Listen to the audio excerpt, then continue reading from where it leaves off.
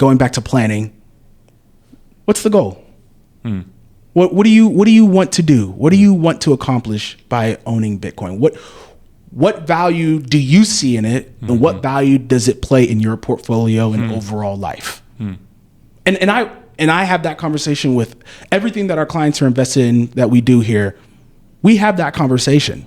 Yep. This is the purpose of this investment. This is the purpose of this product. This is the purpose of this plan. Yep. Because we're ultimately trying to get to this net worthwhile, right? How do all these elements that we're using track to get you there?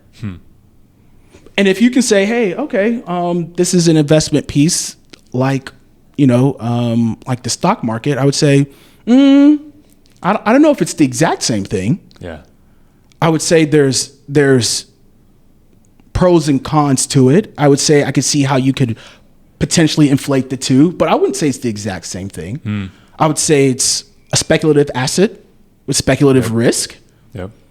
I would say, there's a time and place for it, for sure.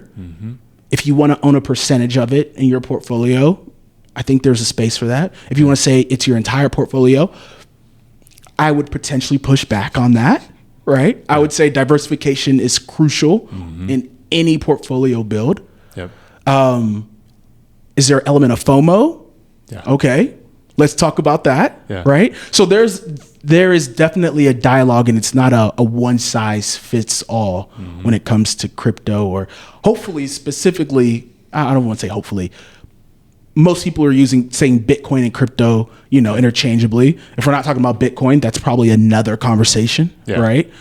But yes, there's a fuller conversation that would need to be had with that. That's compliance approved.